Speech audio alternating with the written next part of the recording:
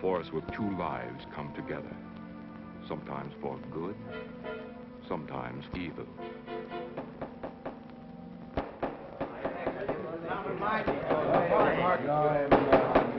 I say, Williams, is out of line out there. I'm definitely against it, Williams. Seems to forget we have our stockholders to answer to.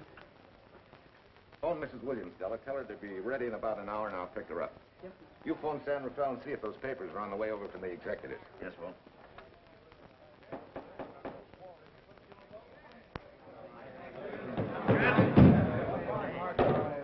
Well, Mr. Darcy, what's the score? 9? I'm afraid it is, Walt. If you think you can persuade them to change their minds, go right ahead. Gentlemen, I never interfere with stock issues, dividends, or anything else in your department. I must run my department with no interference. Either I know why and when I need more factory space, or you need another boy. And that's all right with me, too. Because I can take these plants and pick my own spot in the motor production field. You won't have to worry so much about dividends. There won't be many. I'm sure none of us want to lose Walt. Or our dividends. What do you say we take another vote? All in favor of buying the 3 new factories signify by saying aye. Aye. Aye. Aye. Aye. Aye. Aye. And unanimous vote. Congratulations, Walt. Congratulate the board. They're the winners. Williams, if these factories are so valuable that other companies would jump at the chance to get them, how do you know that you can buy them at the price you quoted us? How do I know? I bought them this morning. Good morning. Della, I was asked to rush this up for Mr. Williams. Get my wife, Della? Your maid said she'd gone to the dentist. I gave her the message. Oh, fine. Oh, this just came. Thank you. What about those papers? They're here. Bert's checking them now. Good.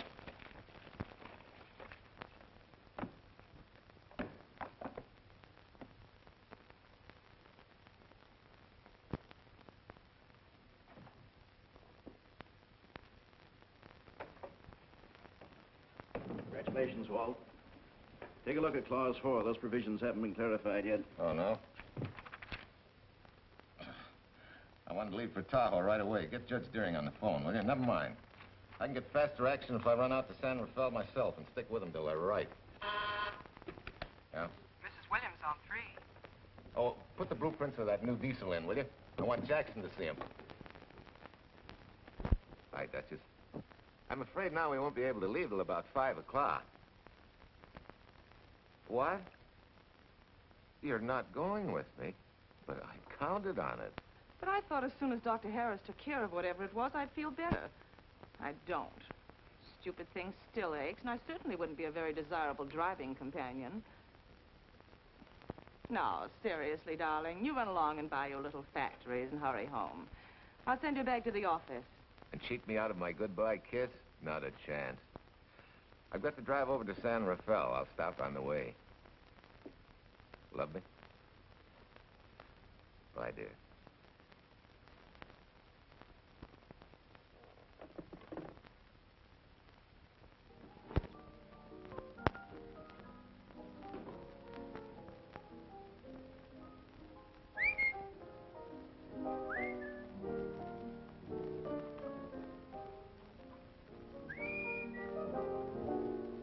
How do you expect me to whistle through a toothache?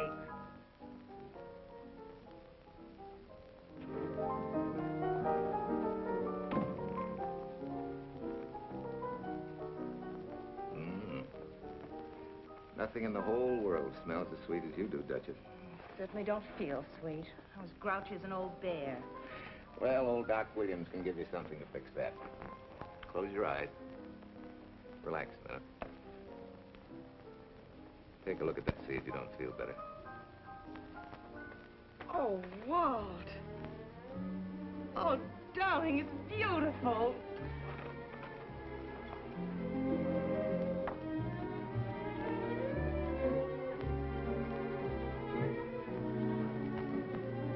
Not bad. Not bad at all. You know, to quote my wife, I like monograms on things. It shows they belong to me, unquote. When did your wife say such a thing, Mr. Williams? About 6 years ago, when I married her. She gave me the first monogrammed shirts I ever owned. Those were the words on the card. I still have it.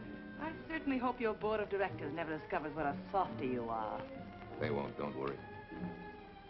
I have only one vulnerable spot. What really happened this morning? All I got out of Della was that you stalked out of the office with blood in your eye, back in no time with canary feathers in your mouth. Oh, I clipped those birds' wings, but short. No one's gonna vote me down, sweet. Not when I know I'm right. Mm-hmm.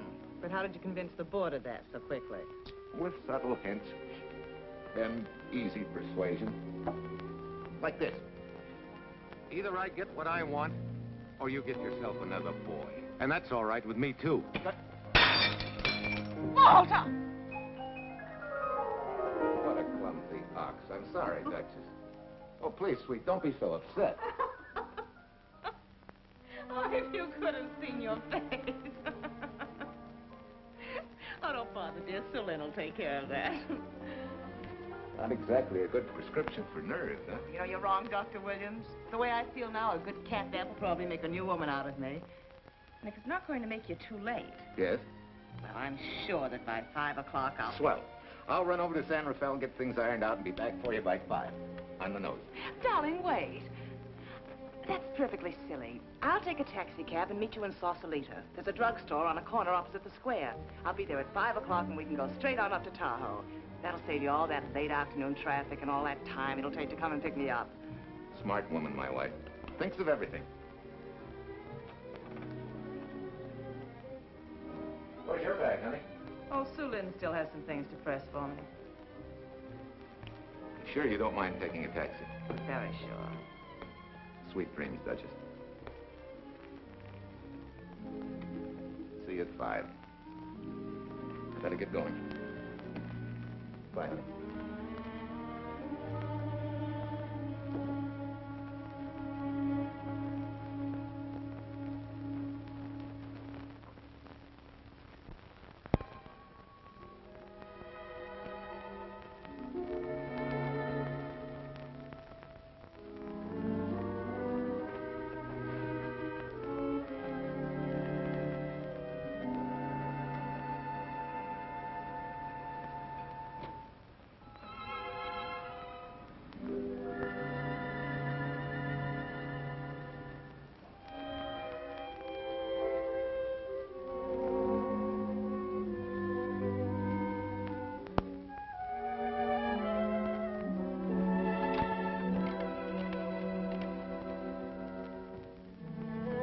Long distance? I want Berkeley 79721. Hello. Ah. Hiya, beautiful. Yeah.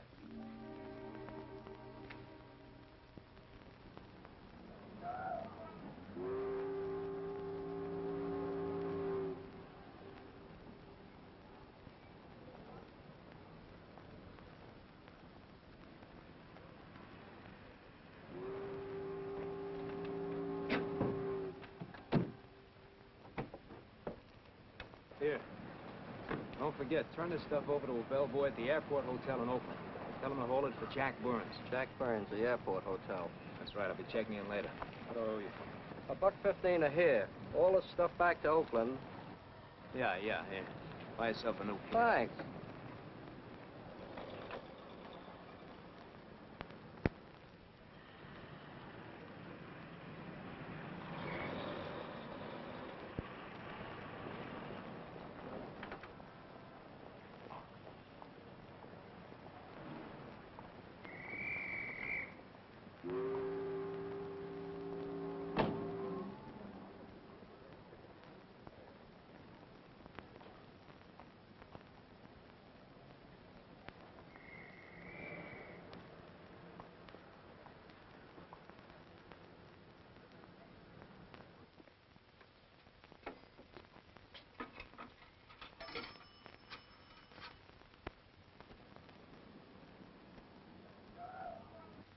Hey, where's that new woman who was going to meet me? It's after 5 o'clock. Oh. Gee, I was so sure you were going to be okay. Maybe you better get yourself another dentist, huh? Of course I understand, honey, of course. Just to prove it to you, I'm coming right on home. No, You really mustn't, darling. I'm going to be perfectly all right, really. And besides... Besides what? Well, I've done something you're not going to like. You remember Aunt Margaret back in Illinois? You mean the old gal in Evanston? I'm way ahead of you. How much? Well, it isn't money this time. It's another relative. Her favorite nephew, Jim Torrance. All of a sudden, right out of the blue, just after you left, he telephoned me from Berkeley. Okay, Judge, I'll see him when I get back. Well, you don't understand, dear. You're going to see him right away. What? Well, all he seemed to want was to be able to get back to Illinois, so I... So you buy him a ticket. That's easy. Well, it isn't. I offered to, but he got huffy and said he didn't want any handouts, and... Well, without thinking, I told him we'd pick him up and give him a lift as far as Denver.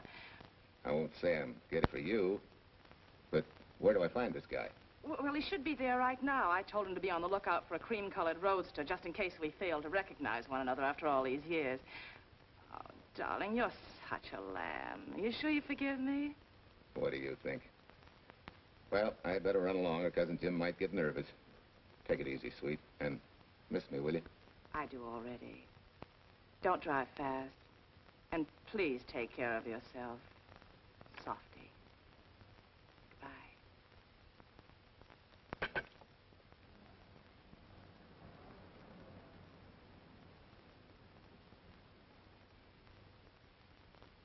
Hello, Della? Yeah, Mrs. Williams wasn't able to go with me. Now, while I'm gone, you see that she gets her roses every morning. That's right. But this time, on all the cards, put love from Softy. Yeah, S-O-F-T-Y.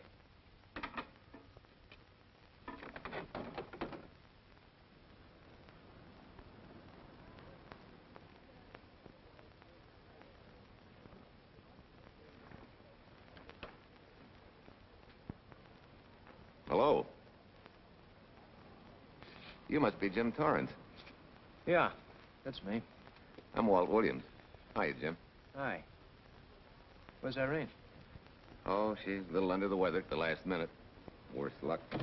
Oh, that's too bad. I was hoping I'd see her. I'm disappointed, too. Where's your luggage? Oh, I'm wearing it. Less trouble that way.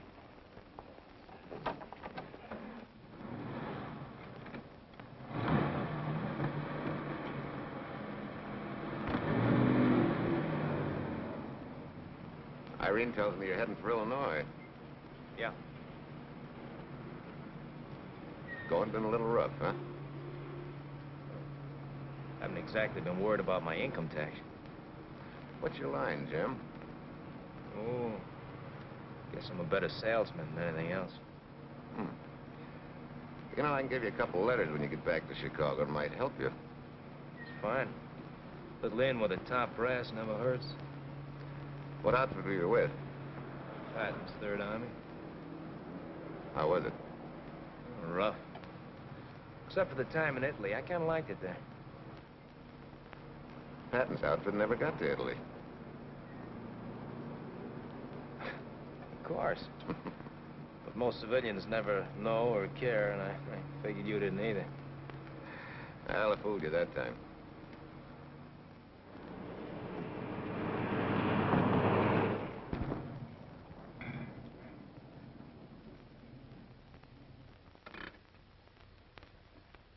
Our last chance to chow for a while. How about it? No, thanks. I grabbed a hamburger while I was waiting for you. I can still taste the harness.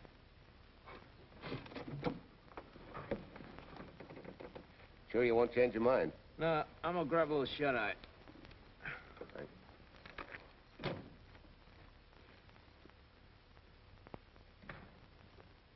Chicken sandwich and a Coke. One chicken sandwich. Chicken sandwich coming up.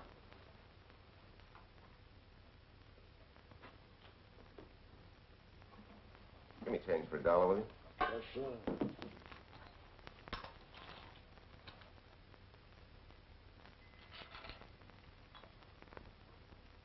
Thanks.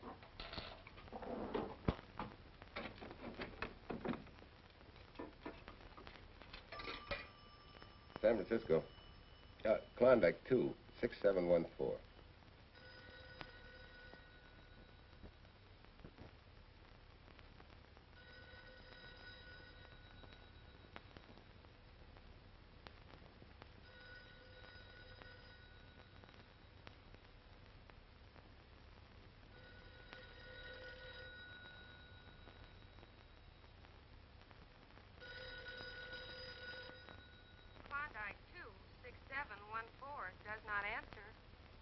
Oh. We'll try Sutter 1, 2599, please. Bayview Apartments. Oh, yes, Mr. Williams. No, your maid isn't there tonight, sir. Well, she said Mrs. Williams was taking something to make her sleep and wasn't to be disturbed. But perhaps... No, don't disturb her. Just leave a message that I won't forget about a certain problem. Mm-hmm. I think I have it, sir. You want her to forget all about a certain problem. Softy, is that S-O-F-T-Y, sir? Softy is going to take care of it thoroughly. Is that all?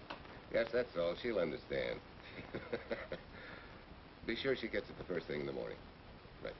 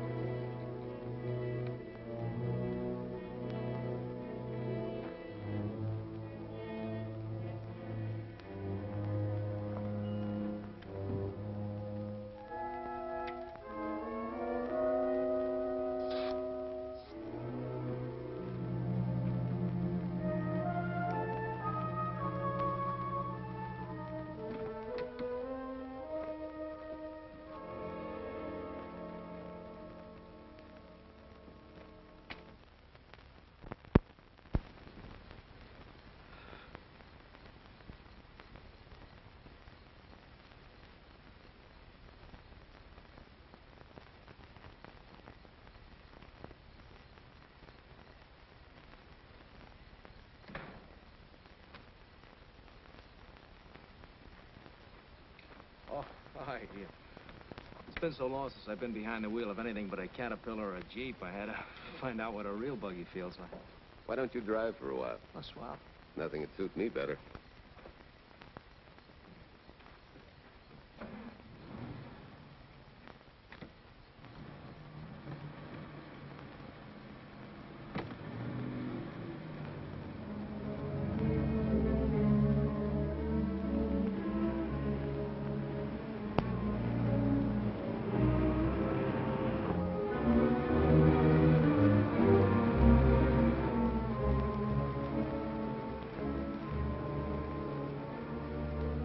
Tell me, Irene still got that little scar on her cheek?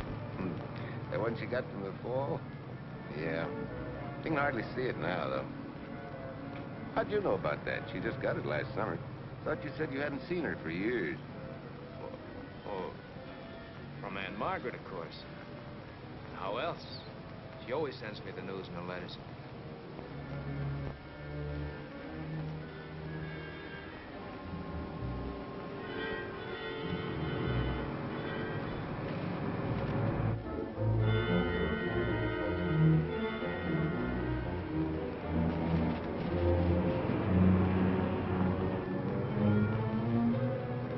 Guess your Aunt Margaret will be pretty happy to see you. Irene says you're the favorite nephew. Afraid my lovely cousin was just giving me a build-up for your benefit. You don't know Irene. Maybe not.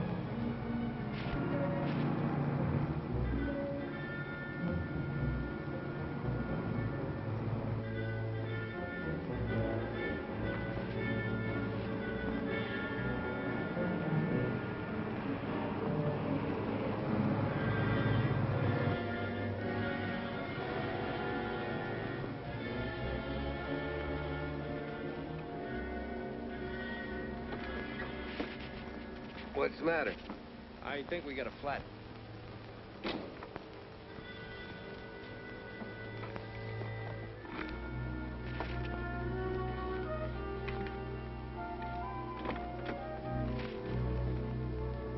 Yeah, flat as a flounder. Well, let's get to work. Hey, look out there, young fella. That's quite a drop.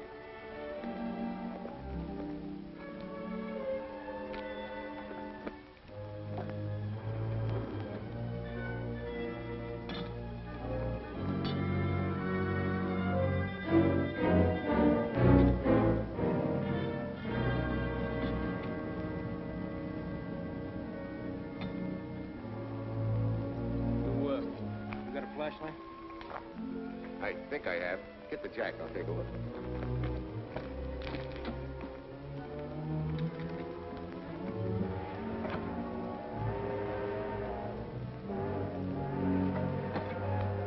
Did you find it? Yeah. Yeah, it won't be long now.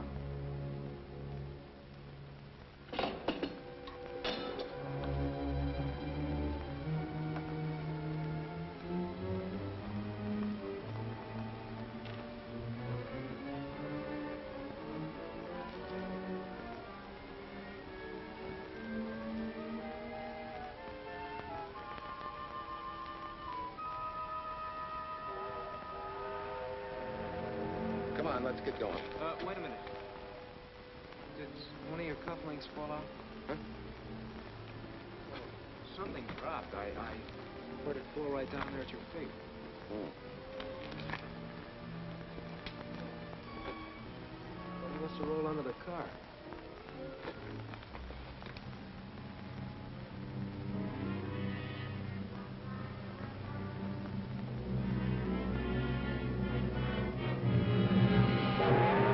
Irene and these suckers.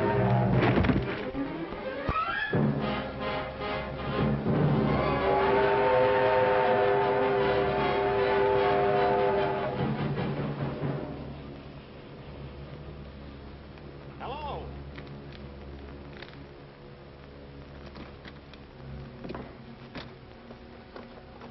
Need a hand? No. I'm all set now. Okay. Good night.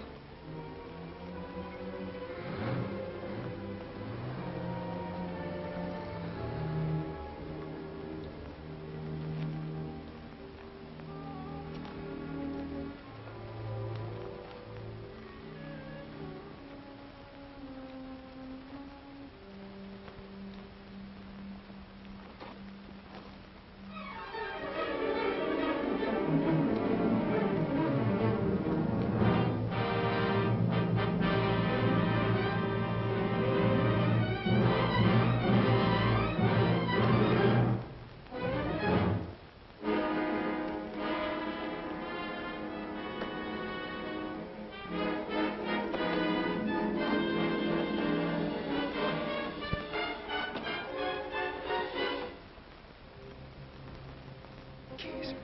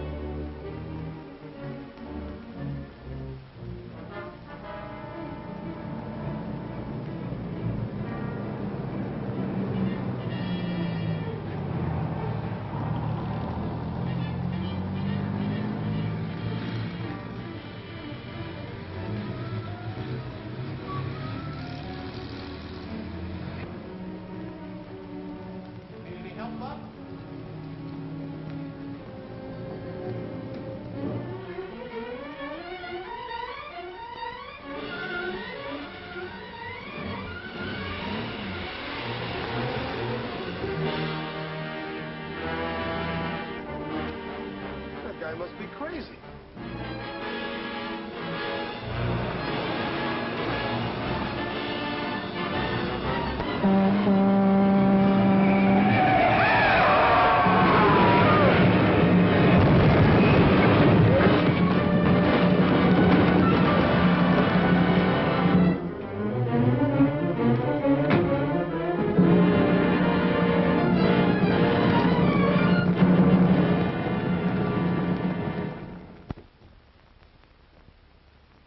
Now, in case my husband should be late and have to rush for his plane, this will be taken care of. Thank you. Tell Mrs. Burns to 302.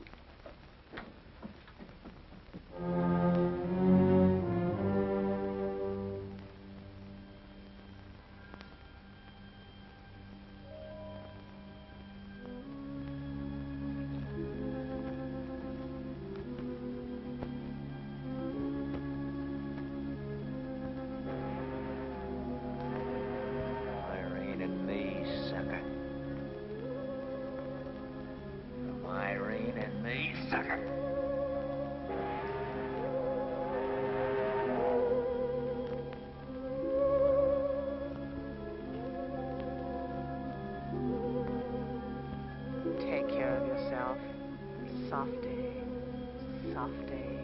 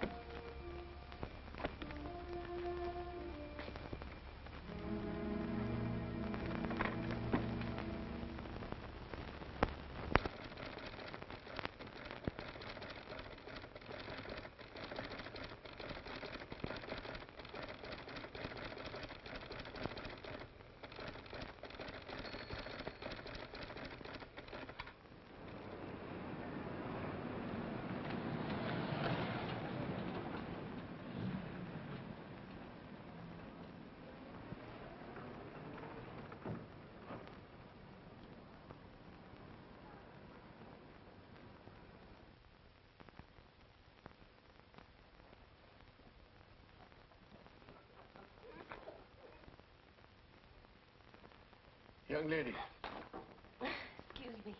I want to see Mrs. Walter Williams. I'm sorry, sir, but she left orders not to be disturbed. I'm sorry, too. Lieutenant, this is the police department.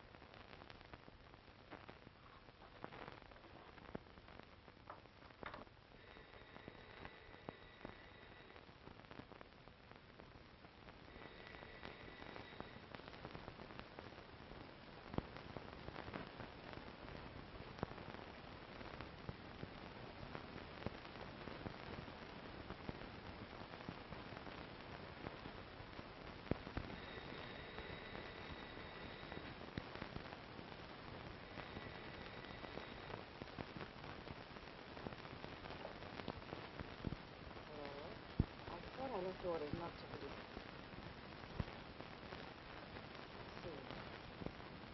Ask him to come up.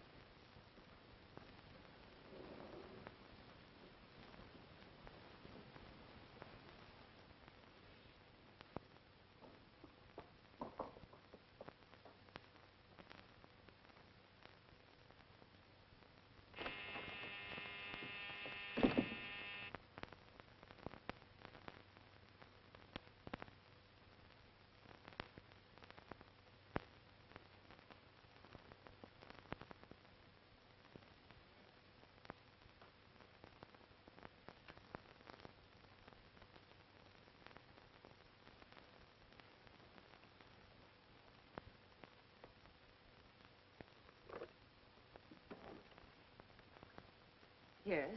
I'm Lieutenant Quincy with the police department. I'm sorry to disturb you at this hour, but... may I come in?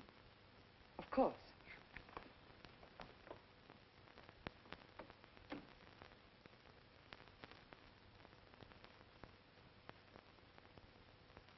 Well, Lieutenant?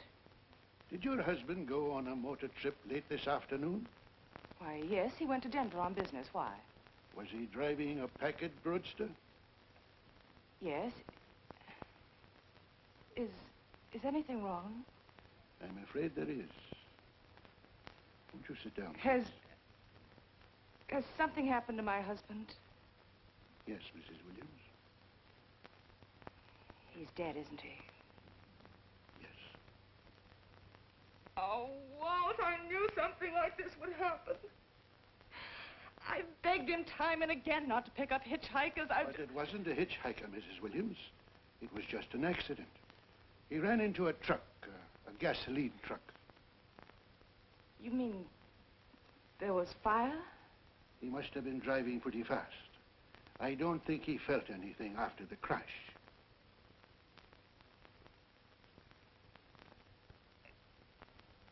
If there's nothing more you need me for, Lieutenant, I think I understand. And may I say you've taken this with a great deal of courage. Good night, Mrs. Williams.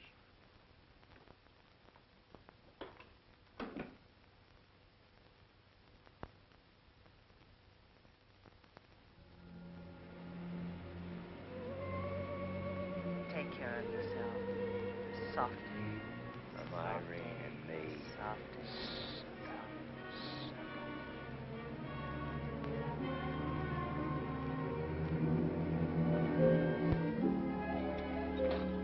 Ready? Yeah. That Williams must have been quite a guy. Yeah, he went to work for Universal Motors as a sheet metal worker. Mm-hmm. Less than 10 years, he's their top production man. Well, he sure went out in a blaze of glory. Yeah. Let's go.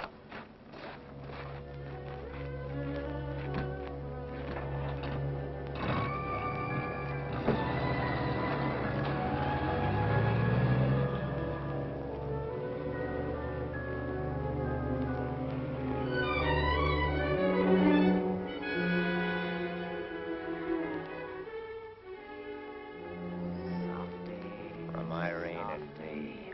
Sucker. Sucker. Sucker.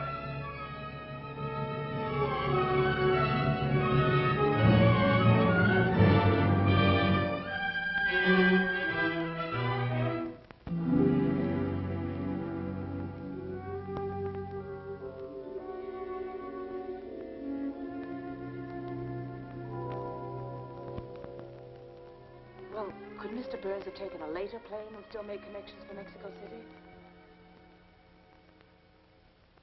I see. Yes? Here's some telegrams for Tai Tai. Just put them under the door, Sue Lin.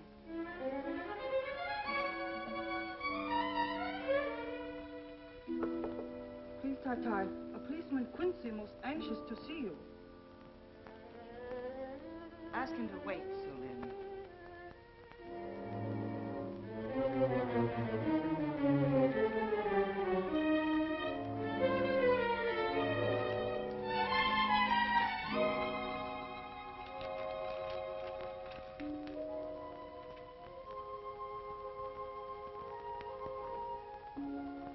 Mrs. Williams will see you presently. Will wait, please.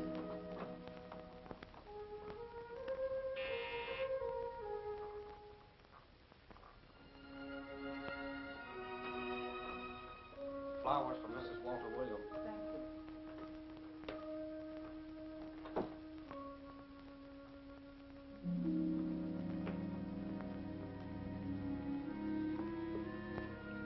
Roses like Mr. Williams always sending when he's away. You seem to have been very fond of Mr. Williams. Sue Lin is honored to have served him 5 years, and he... I'm sorry to keep you waiting, Lieutenant. I wouldn't be disturbing you again if it wasn't necessary. And I would be keeping you but a moment. You're being very considerate. Won't you sit down?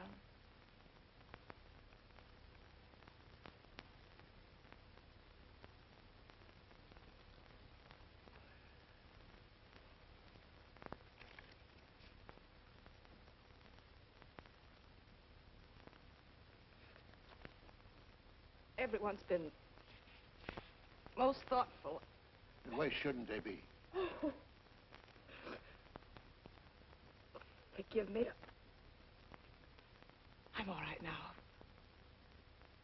What was it, Lieutenant? The state police would like to have some information. They found some wavy skid marks for quite a distance on the road, as if the car had been out of control when it crashed. Tell me, was Mr. Williams a reckless driver?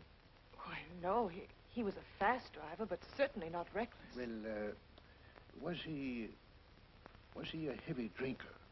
Quite the contrary. But what about his health?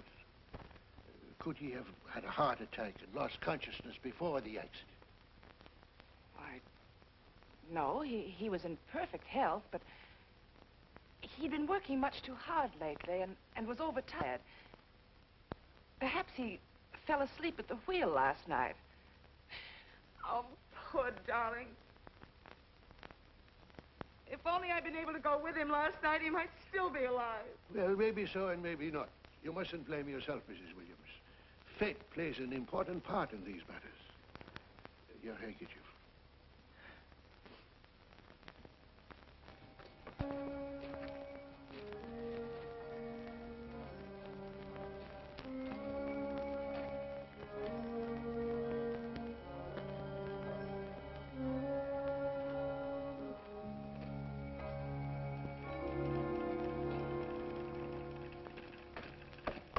When's the next train to San Francisco? 10 a.m. tomorrow. You sure there isn't one sooner? No, I'm sorry.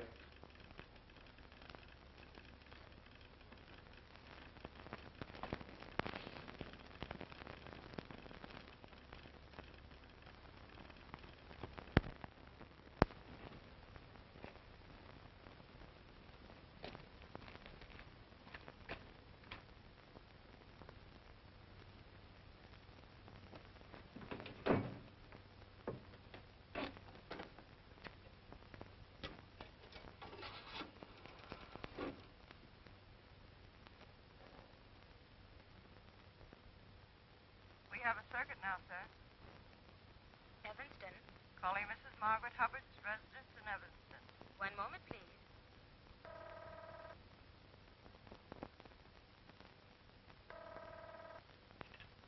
Hello? Mrs. Margaret Hubbard? Yes? Who's this? Long distance. I have a call from Mr. James Torrance. Who? Mr. James Torrance. He's her nephew, Jim Torrance. The call is for your nephew, Jim Torrance. I haven't any nephew, and I don't know any Jim Torrance. Sir, Mrs. Hubbard says she doesn't know what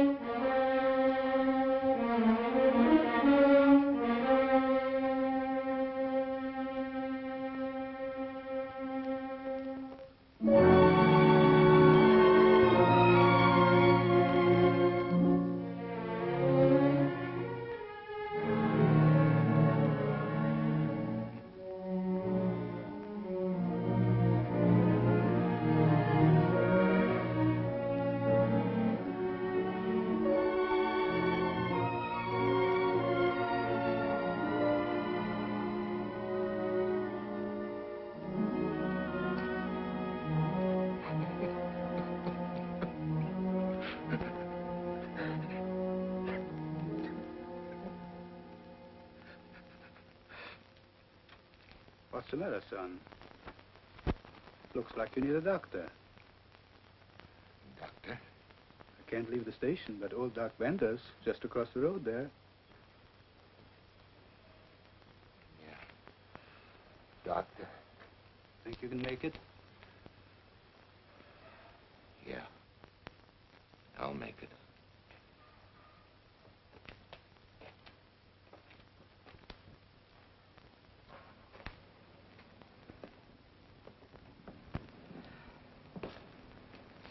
Now, take it easy, man. There's some concussion there. You've got to watch your step for a while. Yeah.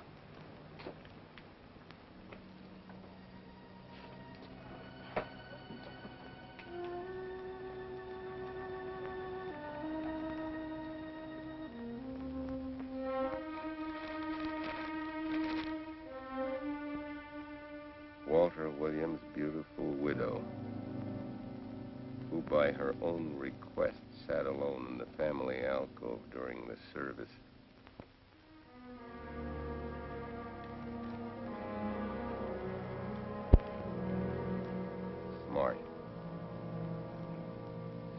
have caught her licking her chops.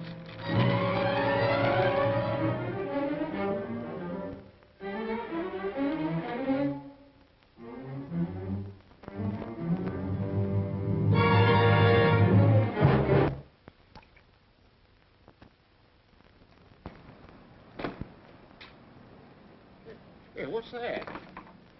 Walter Williams. Walter Hey, ain't that the guy that...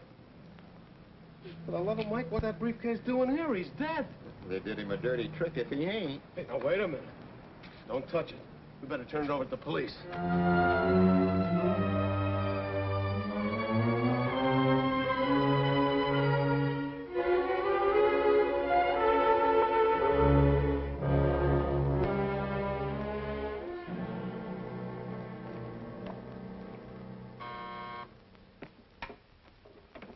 Homicide, Captain Callahan. Oh, yes, Chief. The dope just came in from Washington. The fingerprints are those of a James Torrance. Yeah, I'm putting Quincy on it. Right. It sort of opens up a new can of peas on the Williams accident. There's the FBI reporting the guy. Playing with the lady's affection seems to come natural with him. All you got to do, Quincy, is find him. Yes, that's all I got to do. Last known whereabouts of Jim Torrance was in a moving van somewhere between Sacramento and Points East. Yeah, wait a minute. Last known address, care of his sister, Mrs. Joseph Rossetti. Irving Apartments, Berkeley. Well, what are you waiting for, Quincy? Let's go. Torrance leave any forwarding address? No, he said he was going to send it to me. Sorry to trouble you. Oh, Lieutenant, if you should happen to hear from him, will you let me know? There's an unpaid telephone bill and a bundle of laundry. Laundry. Let's have a look.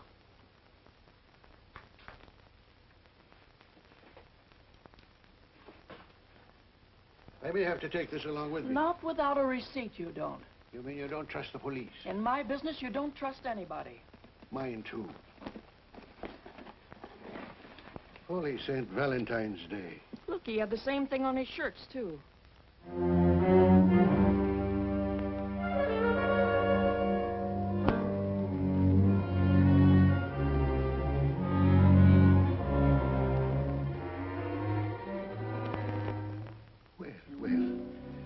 Romance in your late tenant's life. Did you ever see the lady? You know, I never did. But I always knew when she'd been here, the wonderful perfume. I'll lay you 10 to 1 she's a rich widow. Could be. Wait, I'll get you his telephone bill. Pretty fancy stuff for a hitchhiker. Yeah, but he's a pretty fancy hitchhiker. According to the shirt maker, a certain lady in the town had these made special. And they're just like her husband's. Only his initials were WW. Sort of smells, don't it, Cal? Now take a look at this little item that was also found in the laundry. I for Irene and W for... Well, it could be for Williams, too, couldn't it? Yeah. Homicide, Callahan speaking. Hello? Oh, hello, Fitz. Hello. What news? Oh? Any luck? Both days, huh? Swell. Have it typed up and sign it. This report of Fritz will be a nice little topper for this pile. His checkup shows calls from Torrance's phone to Williams's private number, and a flock of them going the other way, including one on the 7th and several on the 8th. The 8th, since you've forgotten, is the date of Walt Williams' accidental death. Well, that ought to be enough to get an indictment out of the grand jury. Go pick her up. I'd like to play a long shot first. It might give us 2 for 1. Well, take them one at a time. A bird in the hand is not going to lead us to its mate. I'd like to give the lady a little more rope. Well, Thanks. I thought you'd agree.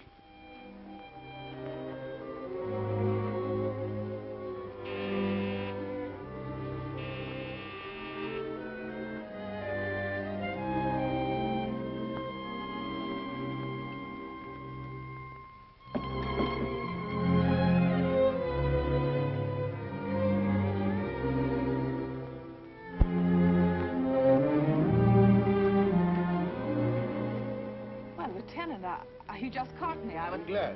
I have some rather startling news I thought you should know before it hits the headlines. Come in. Thank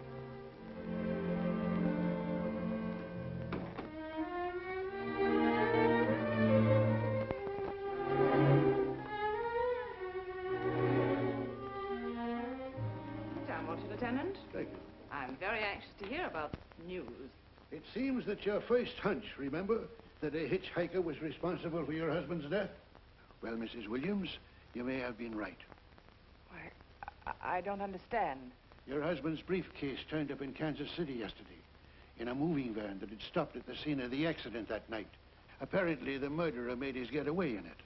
That explains the wavy skid marks that made us suspect your husband was ill or unconscious at the time of the crash. Yes, I suppose it does. And by now, the man is probably out of the country and never will be found. Don't you worry, Mrs. Williams. There were fingerprints on that briefcase. And as soon as we get the FBI report from Washington, his identity will be known and his description sent out on police broadcast. Oh, we'll find him all right. But just now we're keeping things quiet so the murderer will feel safe until we are ready to close in on him. Yes, I can see the wisdom of that. Yes, I thought you would understand and cooperate. As soon as we know his name, it is possible that you might recognize it as someone with a motive. There's that possibility. You know I'll do everything I can to help. I'm sure of it. Now I'll run along. You'll hear from me. I'll let myself out. Don't bother. And don't worry. Good day.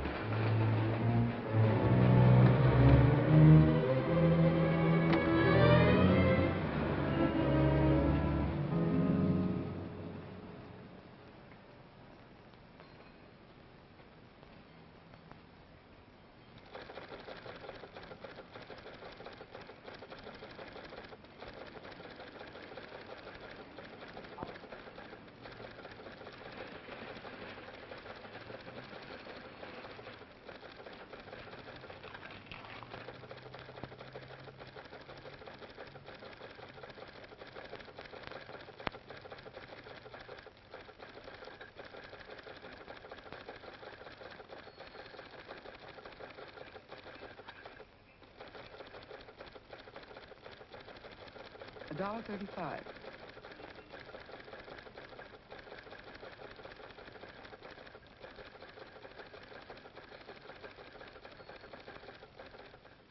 See, everything after the letter J in the first name has been obliterated by heavy writing over it. The only impress letters legible are those between words or before them, like RNS at the end of this name here, and the Hotel Santa here before the word Evanston. Well, Tom, don't you think it's about time you retired? Why, there isn't even evidence there of Mrs. Williams' intent to communicate with Torrance. And who do you think she beat apart to the telegraph office to wire to? The League of Decency? I'll tell you what I think, that you should have brought her in when I first told you to. By the time you get her now, she'll have figured out a way to tip Torrance off. He'd be that much tougher to find. Not unless she's tipped him off from your office. Ernie's got her on ice waiting for you.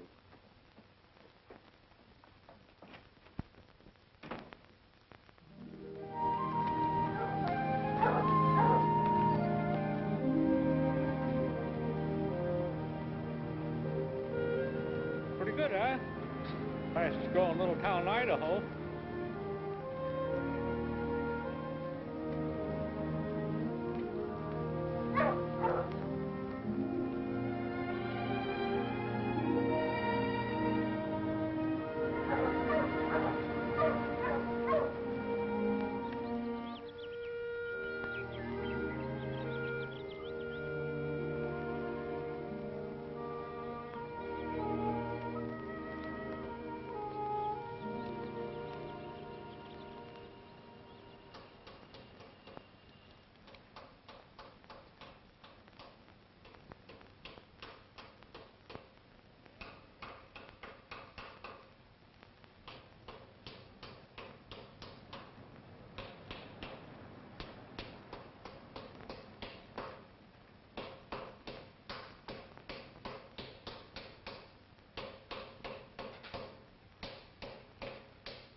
have a heart, son. You trying to wreck that engine?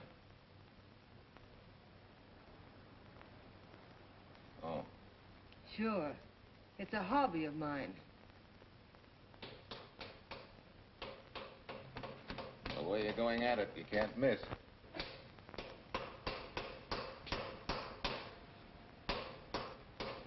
Here. I just can't let you ruin that beautiful motor. Start her up.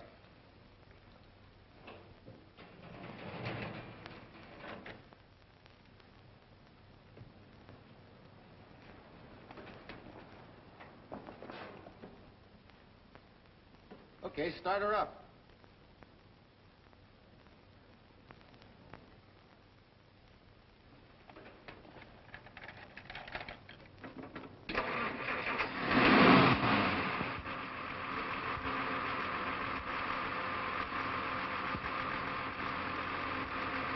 Shut her off.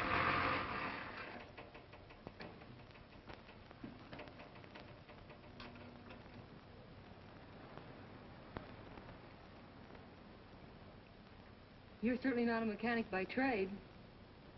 Hands like that. Maybe it's a hobby of mine.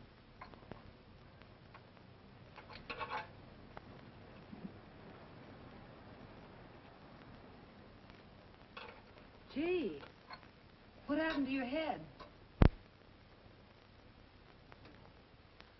Perhaps I was talking when I should have been listening. Okay? Okay by me. A lot, Hill. So long, Marcia. Bye. He's all right now. You better lay off, though, till the boss gets back. I'm the boss. I guess the new cars are a little bit over my head. Now, with a jalopy, it's different. Aren't there any mechanics around here you can hire? No, they all went over to the new factory in Mansville. I guess they got better wages. Tough break. Yeah. How much do I owe you? Oh, forget it. Well, I'll be shoving along. To at least have a cook in the house, you might as well. Marcia, can I use your phone a minute, please? Sure, help yourself, Uncle Ben. Never rains but what it pours. 650, please. Flat tire this morning. Now the danged engine stalled on me. Nice and cold. Wilson's garage? No, I did not give you the wrong number.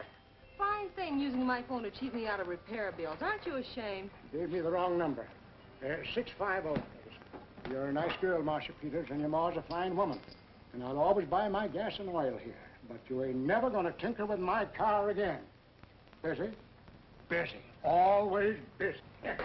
Say, we're not so busy.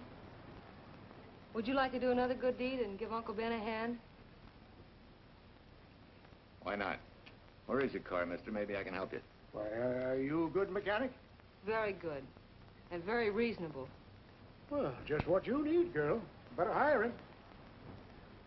It's an idea, Uncle Ben. Come on.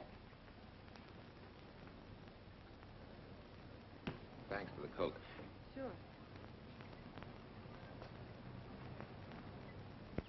Well, I got Uncle Ben fixed up all right. Nothing but a sticky carburetor valve. Bye. I hope he paid you. What for? It only took a minute. You're certainly not money conscious, stranger. There. This is no kind of work for a girl. Well, somebody has to do it if I want to stay in business. And I want to.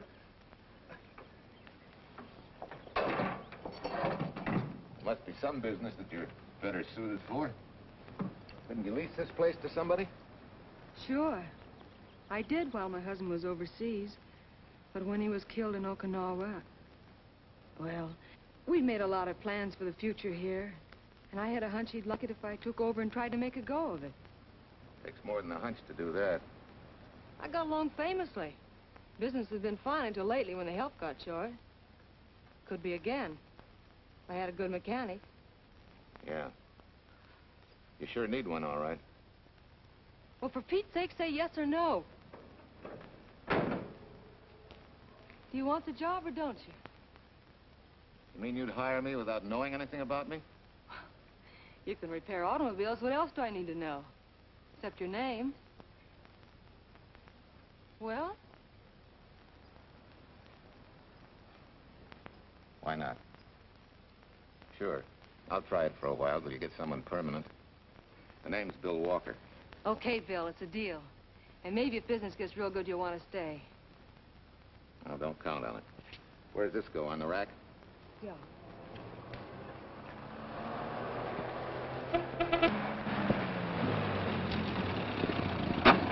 Marcia! Marcia! It happened!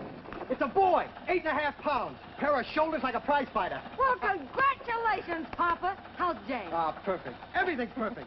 Gotta get down to the store and tell the gang. Almost forgot. Oh, gee, thanks, Ed. I'm sorry, I won't have enough for the gang. Yippee!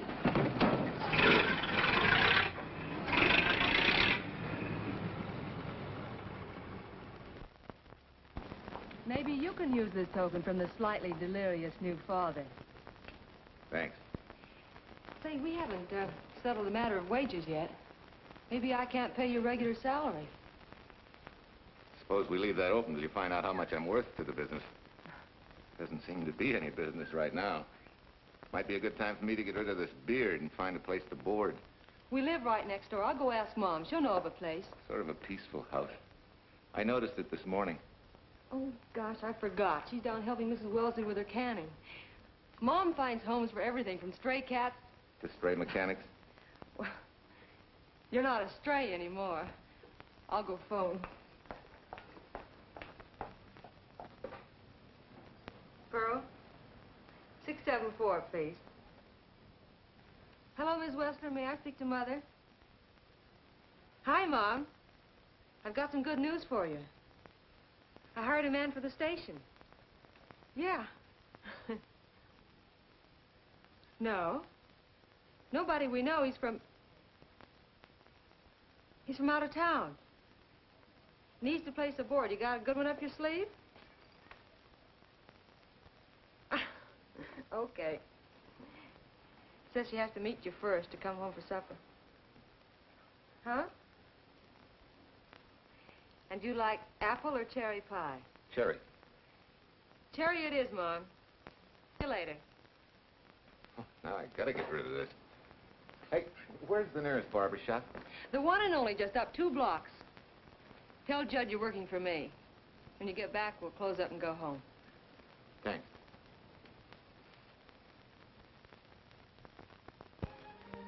Well, that's real nice. You must have had a good bringing up, young man. Thank you for the young man. We thank thee, O Lord, for thy bounty, and ask thy blessing on this food and on the new friend who shares it with us. I hope you're good and hungry, Mr. Walker. Who wouldn't be? And Marcia, she's like a sparrow, with all the hard work she does, too. May I have your plate, please? Well, she can start taking it easy now. Boss, the help. Thank you.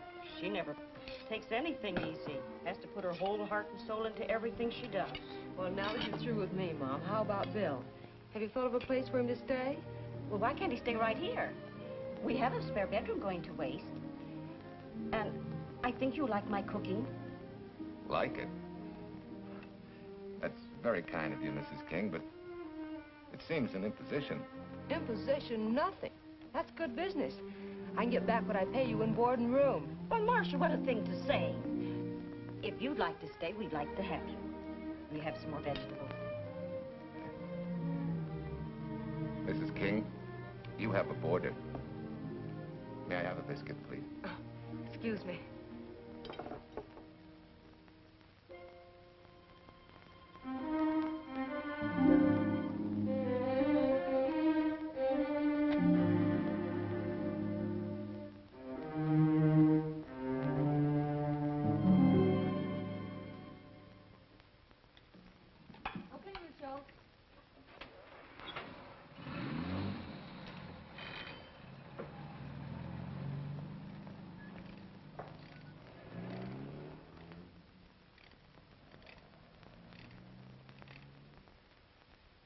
It's wonderful the way tools seem to come alive in your hands. You seem to sort of come alive, too. As though you got real pleasure out of working with them. I do. When you're doing a job with them, you can't think of anything else. Bill, if something's bothering you, why don't you get rid of it? What would you prescribe, doctor? Amputation. For that stupid chip on your shoulder.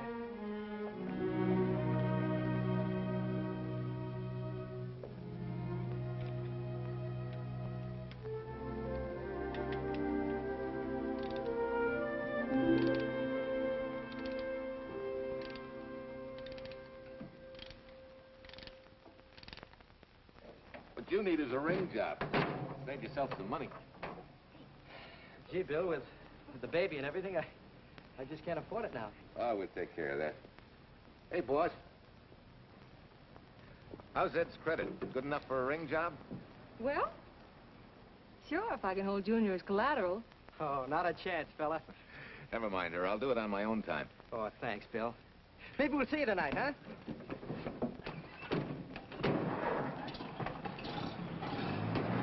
Some shoulders, huh? Yeah.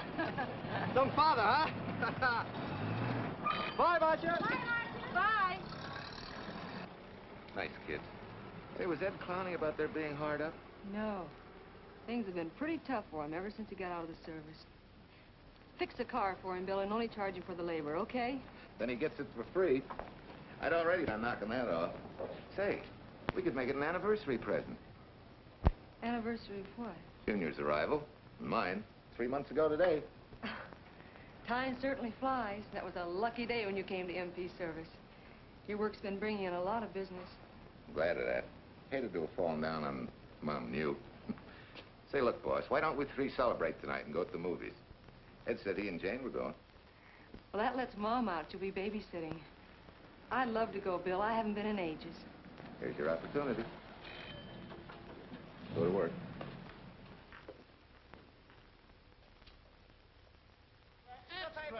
Irene Williams, held for murder. Read all extra. Irene. This is Sheila Graham with the latest news of the shocking Williams murder case. While beautiful Irene Williams is held for trial, charged with conspiring to kill her late husband, the police are searching for James Torrance, believed to be the lover of Mrs. Williams and her partner in the horrible murder of Walter Williams.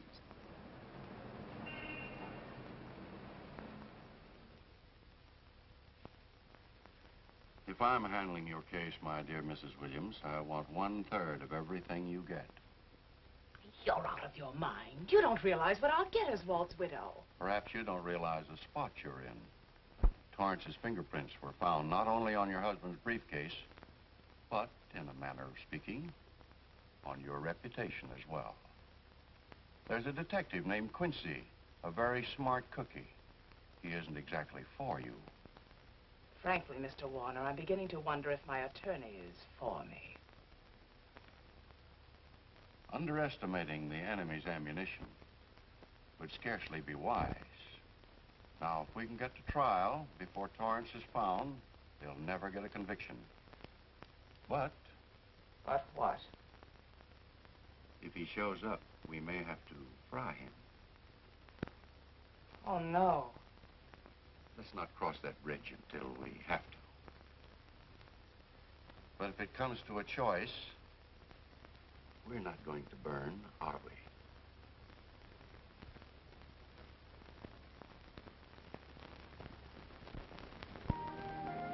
Aren't you the chatterbox this afternoon?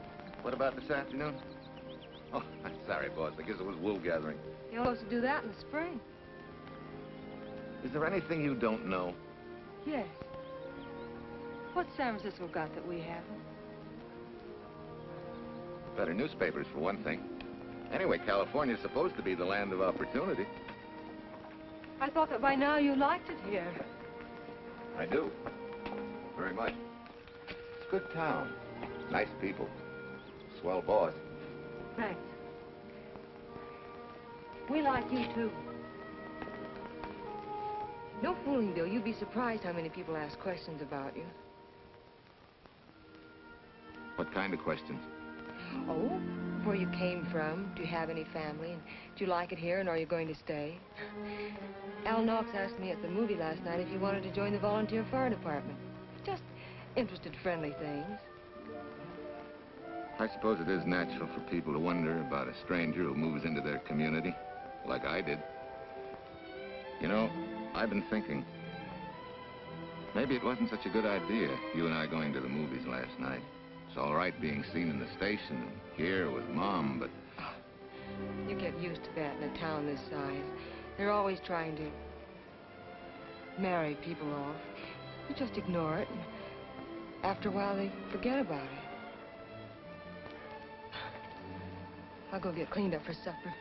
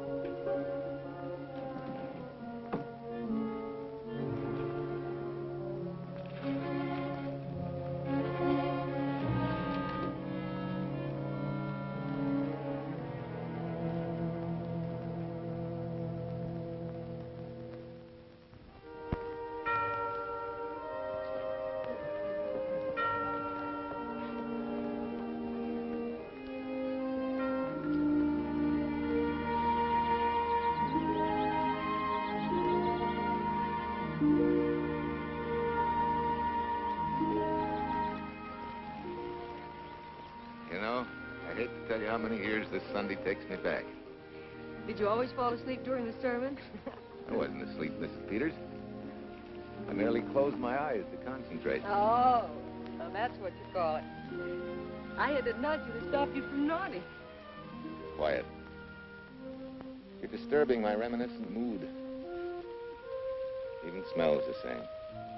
Could be the same bees buzzing in the same clover. As they say, you can take a boy out of the country, but... A rolling stone gathers no moss. It has to stop rolling sometime, doesn't it, Bill? Sometime, maybe. We grow a very becoming shade of moss here in Larkspur. Don't you think? You grow a lot of nice things here. Anyone in particular? You'll have to skip the answer to that one. Someone tore it out of the book. You're married, aren't you, Bill? Yep. That's right. You must have loved her very much to have been hurt so deeply. To be so afraid of someone, even yourself. Maybe it's better that way. Then no one gets hurt. Bitterness and hatred hurt everyone. Can't you see, Bill? They're like a wall that shuts out all the sunshine from a garden and lets everything wither. Make room in your heart for something else, can't you? I guess this is my day for sermons. Sorry. As Mom would say, you never get rich minding the other fellow's business. Hey, that's a flyer. I'll be seeing you.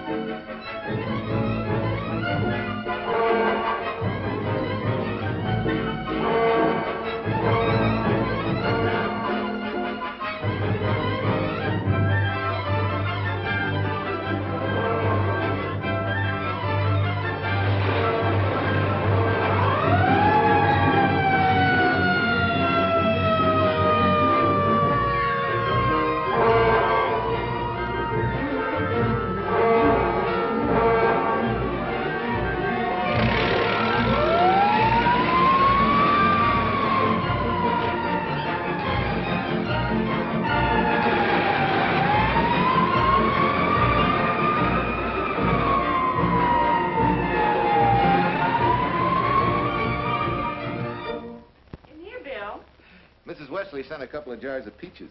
Said you helped her can them. Oh, thank you.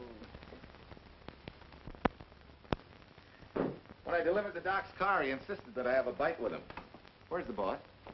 Took the book back to the library for me. Oh. What a day. Hey, what's the idea? Are you darning my socks? Well, I thought a drawer full of holy ones isn't doing you much good. I found it when I put fresh papers in your bureau yesterday. You have a heap of things that need mending, haven't you, son? Does Marcia know? Do you think I'd tell her? This is your problem, Bill. Because I found out about it doesn't give me the right to tell anyone else, not even Marcia.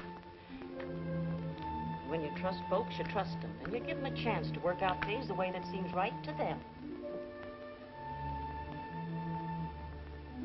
How can one little woman be so big? Don't forget, it's a lot easier to be tolerant and understanding at 50 than it is at 25. Yeah, Mom. I'm going next door for a while. Grandma Thompson's ill.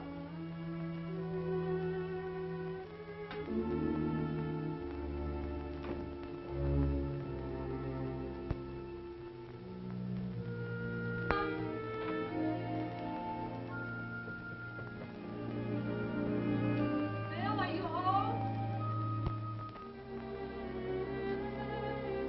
Bill, are you in there? Yeah? Mom went next door, Marcia. Hi. Do you work awfully late? Oh, about 6.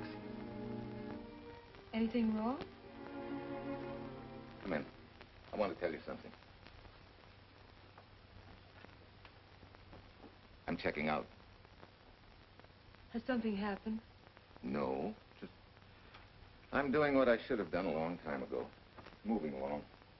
But why, Bill? My name isn't even Bill. There isn't any Bill Walker. I'm Walter Williams. The late Walter Williams. Walter Williams? I don't understand. You may not even after I've told you, but at least you'll know the whole story. Sit down, please.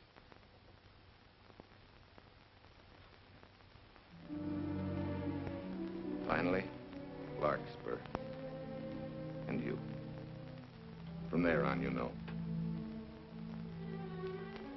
I'm glad you're going back to make things right. Going back? Wild horses couldn't drag me back. What are you going to do about your wife? Nothing. You're going to let her go to trial for murder? Oh, no, Bill. Why not? She tried to kill me, she and her cousin. But they didn't. Who says they didn't? Let them try and prove it. No matter what your wife did, she can't be tried for something that didn't happen.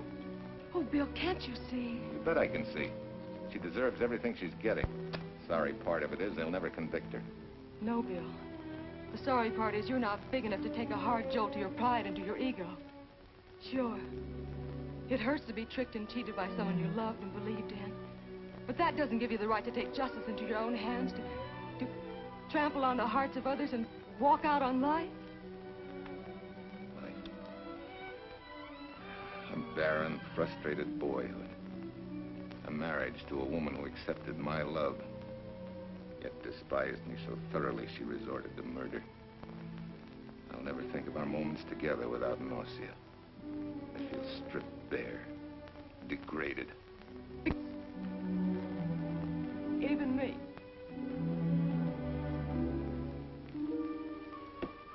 Oh, Bill, please. Don't destroy the one chance we have for happiness. We haven't got a chance. Doing the right thing never works out. I know. In this world, you turn the other cheek and you get hit with a lug wrench. Forget me, boss. Try and forgive me.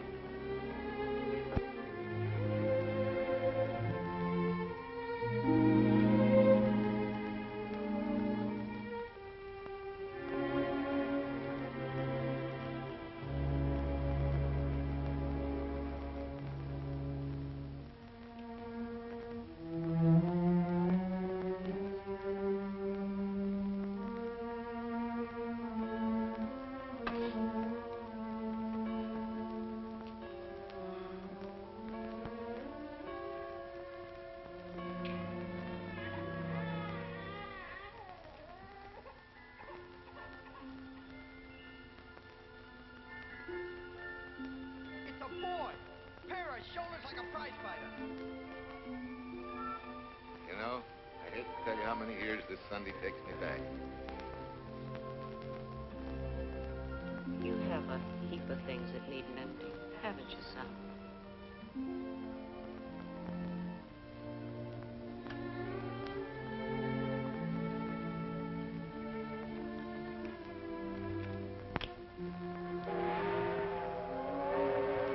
Take care of yourself.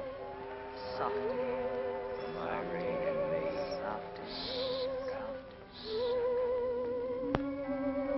You're not big enough to take a hard jolt to your pride and to your ego. Sure. It hurts to be tricked and cheated by someone you loved and believed in. But that doesn't give you the right to take justice into your own hands. Trample on the hearts of others and walk out on life. Oh, Bill, please. Don't destroy the one chance we have for happiness.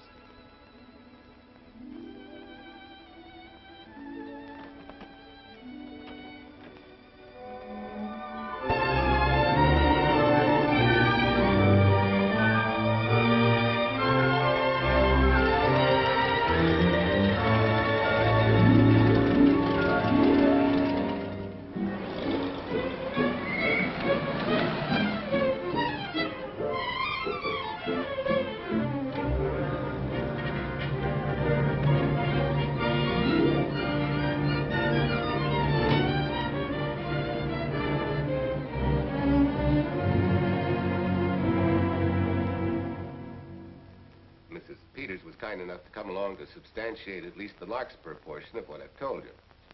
Very thoughtful of you, Mrs. Peters.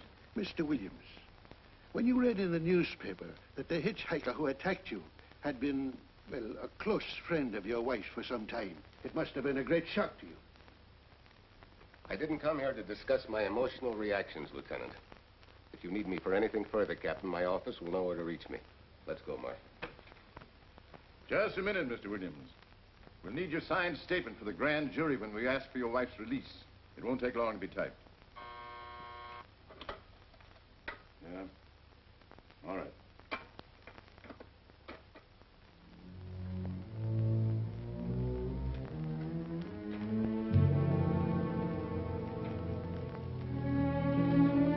Come in.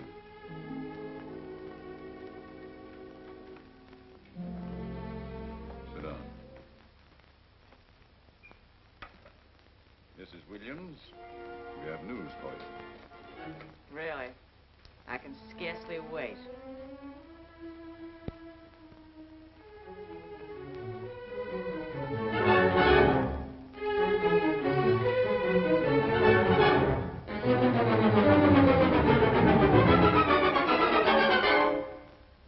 Seems it was Torrance who was in the car when it crashed. Jim?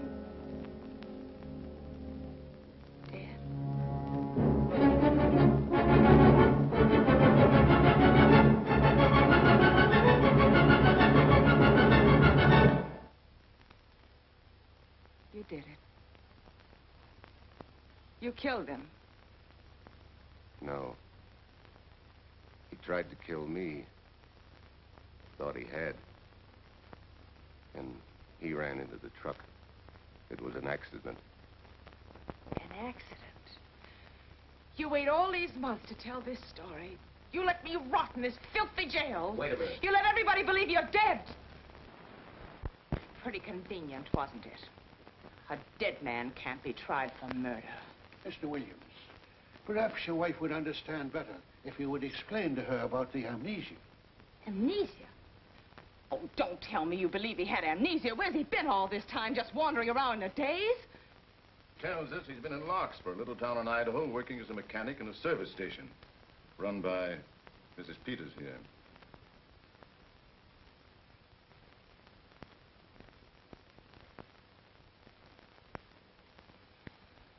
I understand perfectly.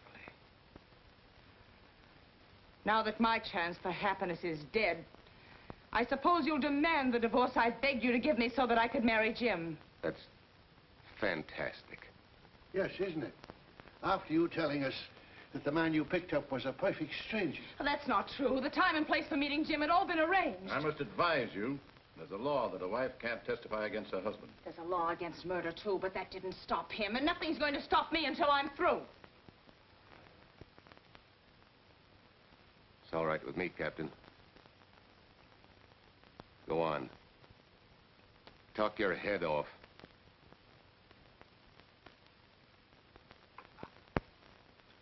I was to have gone with him to Denver. He insisted on it, although I was quite ill. Several hours before we were to leave, he came home.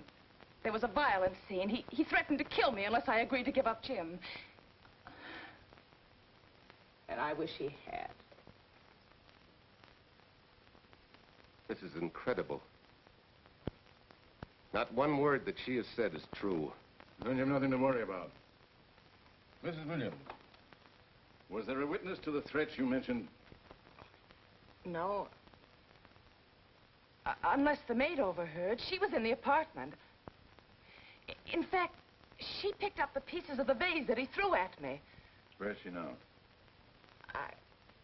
I don't know. She left me suddenly after all this began. Please, could the questions wait? I feel rather ill. Will you have Mrs. Williams ready for the grand jury at 10 o'clock tomorrow morning? That's all.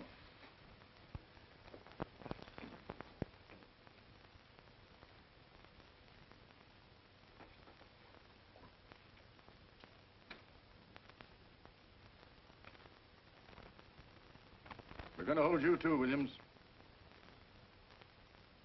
On what charge? Suspicion of murder. But he's not guilty of any of these things. Then it should be easy for him to prove it. Take him down and book him. That fiction of Mrs. Williams must have been very convincing. No, we just couldn't buy that yarn you tried to sell us. Let's go.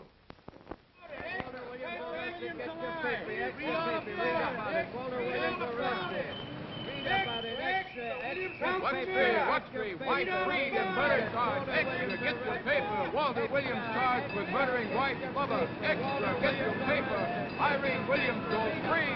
Husband held. Extra, get your paper. White freed and murder charge. Walter Williams charged with murdering wife mother. And Daly's going to cover Williams' office. Okay, boys, hop to it. I want all I can get by 10 a.m. tomorrow for the grand jury. Okay, Chief. Oh, Tom, don't miss a bit. Dig up everything you can on Williams and the Peters dame. You sort of believed Irene Williams' story, didn't you, Ben? She made better sense than he did. Well, sure, she's a better liar than he is. Don't forget, I went all through her grieving widowhood with her. She's a bad customer. Well, that's for the grand jury to decide, and Williams insisted on letting her talk. So it's his funeral. Funeral, all right. Especially with that yarn he told. But murder's out of character for him. There's a few pieces missing somewhere. There might be in Idaho, if it's not too much out of character for you to get going. You're going to miss me, Cal, when I retire next year. Maybe I'll join Private Eye and solve your cases for you.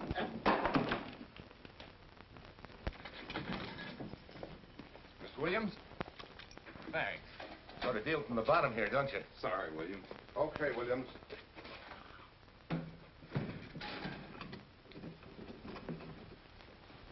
Well, not very good news, judging from your faces. Well, Wolf, the grand jury returned indictment against you. Mrs. Williams was released. I see. Now, don't you worry, Walt. We'll have you back at work where you're needed, and in short order. Come on, Eldridge. There's a visitor waiting far more attractive than we old fogies. We're just leaving, Mrs. Peters, but remember, don't hesitate to call on me for anything. Thank you so much.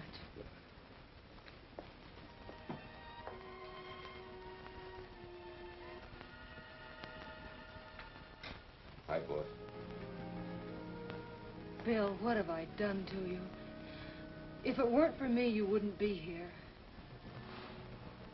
If it weren't for you, I wouldn't be. I came back here because I wanted to believe in the things you do. I still do, no matter what happened. Will you do something for me? Go back home, where I know you'll be taken care of. Not a chance. You'll have to think of a better reason than that to get rid of me. I'm a big girl now.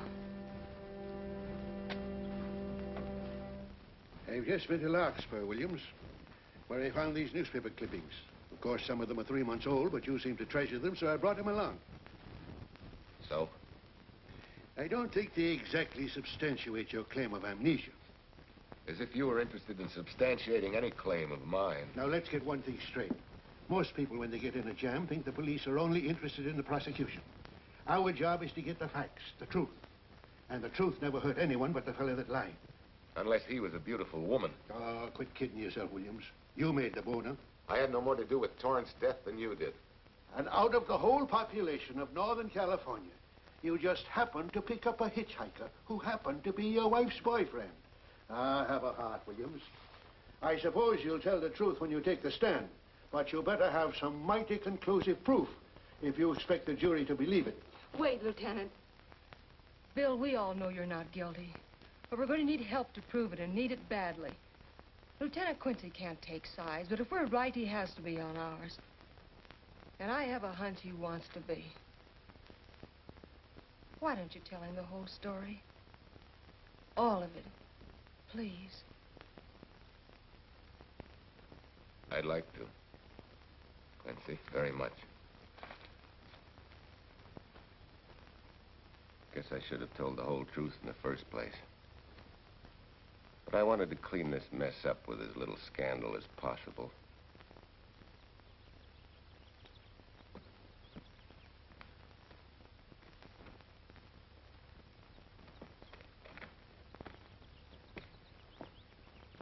Well? No sign of the lug wrench or anything. My dear Mrs. Peters, will you please stop trying to be a detective? How many times do you think the police have combed this spot for any kind of evidence? Now, be a nice girl. Take Mr. Williams' advice. Go back to Larkspur.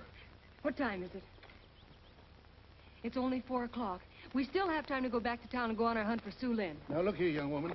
You've had me on the run since early morn. But, Lieutenant, the maid seems to be our only hope now. We've got to keep looking till we find her, that's all. That's all. Wait. She was naturalized, wasn't she? Suffering chopsticks. Quincy, you dumb flatfoot. This Sue, what's her name, was Chinese born. If her port of entry was San Francisco, there'd still be a file on her, photo and all. Let's go. Back to town. Immigration.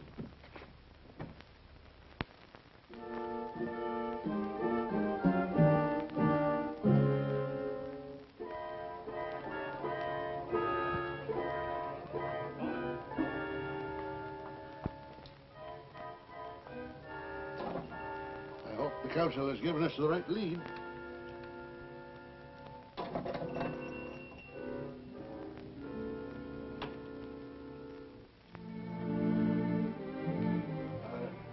You are Singh? Understand? You savvy English? Also French, Italian, and Hebrew. May one ask what is desired? We're looking for Su Ling Chung. The Chinese consul said you were her uncle and might tell us what she is. This daughter of my brother, has she offended the honorable police? Oh, no. They just wanted to ask her some questions about Mr. Williams, the man she used to work for. Ah Sing's heart is heavy that he cannot lead you to her.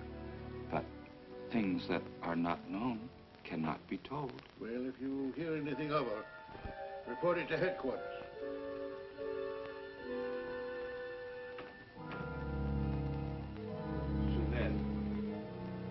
Untruth is not good for soul, and not wisdom when told to policemen.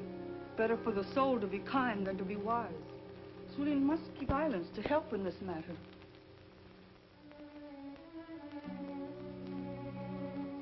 You know, you're quite a gal. In case I haven't told you lately. You're just too easily pleased, that's all. There must be a way out. Why can't we find it? Oh, buck up, boys. Tomorrow, another day. Yesterday you go to trial. Bill, I'm afraid. And the state intends to prove, beyond any reasonable doubt, that the defendant, Walter Williams, did, with malice aforethought, kill the deceased James Torrance, whom he knew to be his wife's lover. And that with his victim dead beside him, he drove his car into the course of an oncoming truck, jumping clear himself some seconds prior to the crash. And subsequently, he made his getaway in the back of a loaded furniture van. And for 3 months, as Bill Walker, he laughed at justice. would have imprisoned his unfaithful wife for conspiracy in his own murder. But then he decided that being dead cramped his style. He thought he could eat his cake and have it too. So he returned, most anxious to explain his long absence and to right the dreadful mistake that had imprisoned his wife for 3 months. Ladies and gentlemen, it was a cold-blooded, premeditated murder and must be punished to the fullest extent of the law. Call the first witness, please. Captain Callahan, did Walter Williams tell you what suddenly cured his amnesia after 3 months? No, he did not. But he did tell you the man that struck the blow which caused the amnesia was a total stranger, a hitchhiker he had picked up. Yes? And that he knew nothing of this man's identity or relationship with his wife until he suddenly recovered from his amnesia and heard or read the details. That's what he said. That's all. Thank you, Captain. Your witness, Counselor. No questions. No. I saw no signs of amnesia, but definite concussion. He was a bit evasive in answering questions, but not vague or unsure. In your opinion, Doctor, could this head injury have been caused by a fall? Yes. If the head had struck on some object, such as a stone or a metal pipe. That's all, thank you. Your witness. Dr. Bender, are you familiar with a tool known as a lug wrench for changing automobile wheels? I'm afraid I am, sir. I've had a regular epidemic of flat tires lately. Well, then, in your opinion, could this head injury which you treated have been caused by a blow from a lug wrench? Yes. It could have been caused by that, too. Thank you, Doctor. The ones with the earliest dates, you will notice, are heavily creased, as though they'd been carried in a wallet or a coat pocket.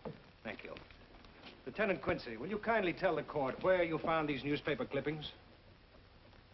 In the bedroom occupied by Mr. Williams and Mrs. Peters' home in Larkspur, Idaho. Is this your handwriting, Miss Revere? Yes, sir. And that's the message, at least our record carbon of it. Would you read it to the court, please? June 9th, 8:32 p.m. Message from Mrs. Walter Williams, Penthouse D.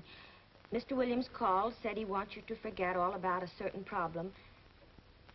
That Softy is going to take care of it thoroughly. Was there any other conversation? Well, I just asked if that was all, and he said yes, she'll understand, and sort of laughed as if it were a joke and hung up. Some joke killing the wife's boyfriend. That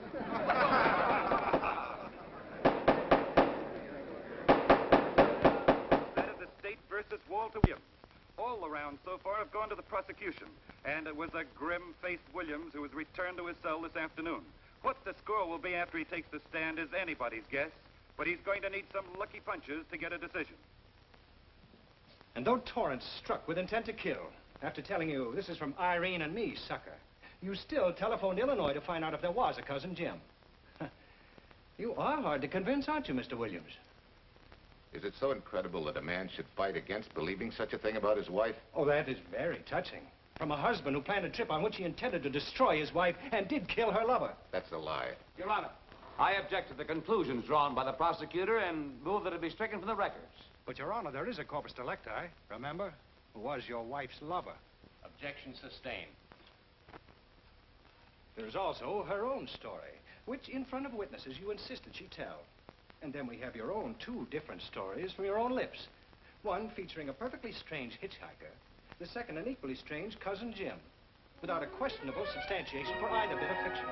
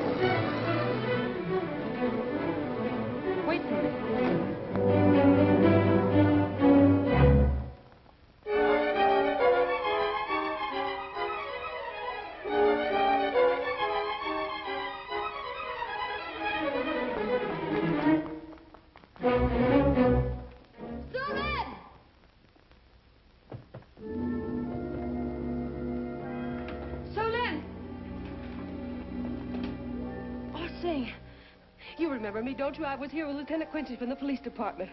I just followed Sue Lynn up the stairs. I saw her come in here. You must be mistaken. I'm not mistaken. She's here. I must see her. Ah, Sing, don't you understand? It's to save a man from prison, even from death. I will send her to you.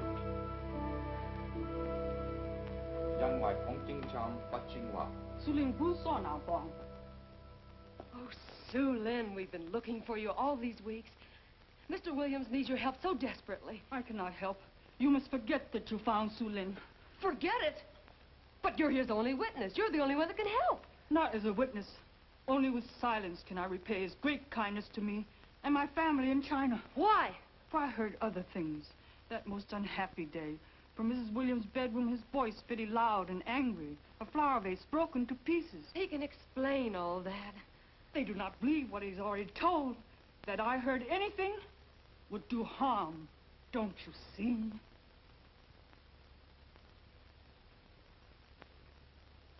Yes.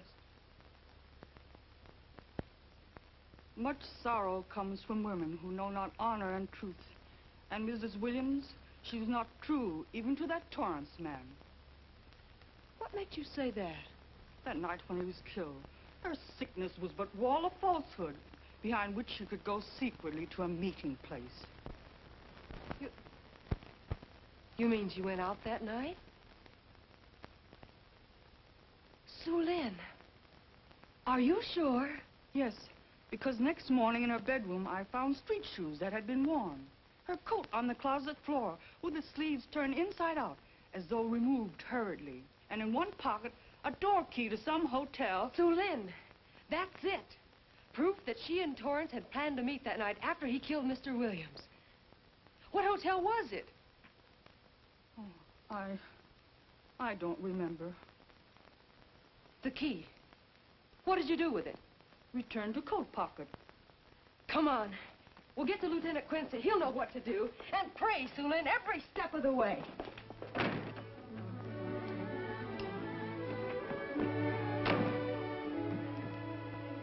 Now hold everything. Even if this long shot don't work out, we'll just keep on pitching.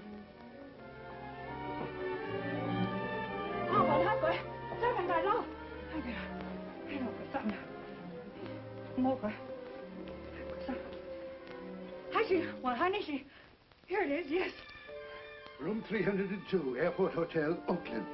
Maybe we got our miracle. A special little Chinese one. It is to hope that Sue Lynn was of small help to Mr. Williams. Oh, Sue Lynn. Come on, copper. Next stop, Oakland. A certain little lady's hotel rendezvous. I was on night duty then, all right, but I sure don't remember a looker like this. Quite a dish, eh? A little too highly seasoned for my digestion, thanks. Lieutenant, just found a couple of cars for room 302 on June 9th. George Baxter, checked out at noon. Mr. and Mrs. J. Burns. Room not slept in. J. Burns. Burns. Look, Quincy. The handwriting on the card is identical to that on the photograph. And here's a little boy, the same thing. The cover-up telegram to Aunt Margaret. Now look at the impressions.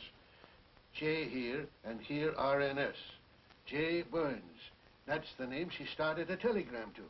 Room not slept in. Say, I got that dame pegged now, Lieutenant.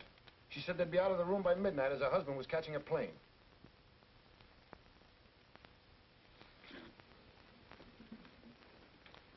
But Quincy... Reservation for Sam Andrews. Yes, sir. This ties it all up, doesn't it? Yeah, like a greased pig. What do you mean? We've got the evidence now, the proof. Of what? Sue Lynn's theory that Irene was playing the field? This evidence only proves that she came here to keep a date with a man named Burns.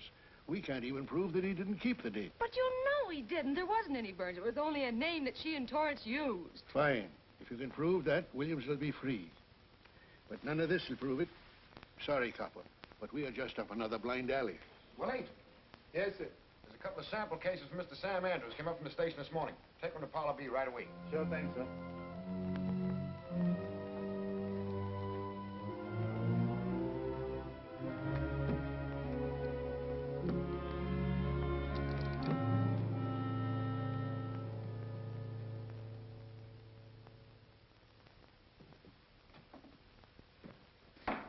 Seated.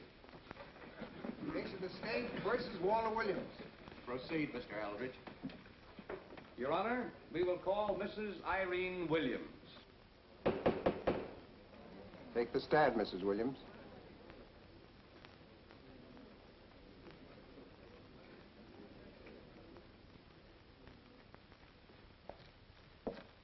Raise your right hand. You solemnly swear that the testimony you're about to give in this cause to be the truth, the whole truth, and nothing but the truth, so help you God? I do. Hey, what cooks? The defense calling her? Mr. Eldridge, what's the purpose in calling this witness? Merely for purpose of identifying handwriting. Now, Mrs. Williams, this photograph of you... Was stolen from my apartment. So, according to the inscription, to Walt, my adoring and adored husband, Irene, this belongs to Mr. Williams. This is your handwriting, isn't it? Of course. I'm touched that he should have wanted it so badly. And this telegram, addressed to Mrs. Margaret Hubbard. Is that also your handwriting? It is.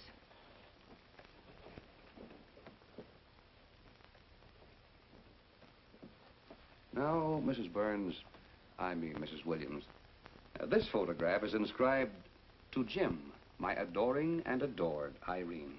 Did you write this, too? I see no point in all this. Merely answer counsel's questions. Did you write it? I did.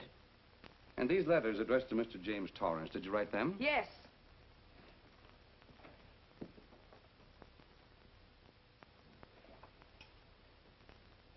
And this monogrammed garment, a gift from you to Mr. Torrance? Why must I be tortured again by all this? I never made any secret of my love for Jim Torrance. That's why he's dead. Your love for Jim Torrance. Yet on the very night he was killed, you had a rendezvous with a man named Burns, didn't you? I don't know what you're talking about. I don't know any man named Burns. I was at home that night, very ill. Oh, yes, the sleeping pills. Well, you must walk in your sleep then, for you spent at least part of that night at the Airport Hotel in Oakland, where you registered for Mr. and Mrs. J. Burns. Don't waste the court's time trying to deny it. This is the registration card that you signed at 9:20 p.m. And there's the room clerk who assigned you to room 302. And this, Mrs. Williams, is the key to room 302, which you very carelessly left in the pocket of a coat which was found in your closet yesterday. All right, I was there. Now are you satisfied? Not quite. This J. Burns, Mrs. Williams, was his first name Jack? Yes. Have you been in contact with him lately? No. How long since you've seen or heard from this Jack Burns? Well, I don't know. I don't remember. You bet she doesn't remember, because there isn't any Jack Burns, and there never was. That was an alias for Jim Torrance.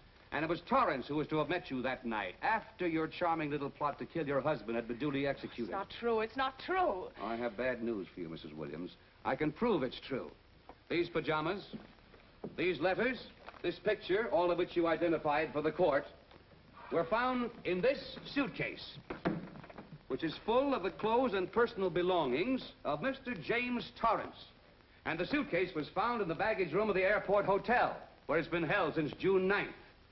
And it says on this tag, in large print, hold for Jack Burns. That is all, Mrs. Williams. Just a moment, Mrs. Williams. Your Honor, in view of the evidence presented, we now ask for a dismissal of the state's case against Walter Williams. And we intend to charge Irene Williams with conspiracy to commit murder against her husband, Walter Williams. Oh, no.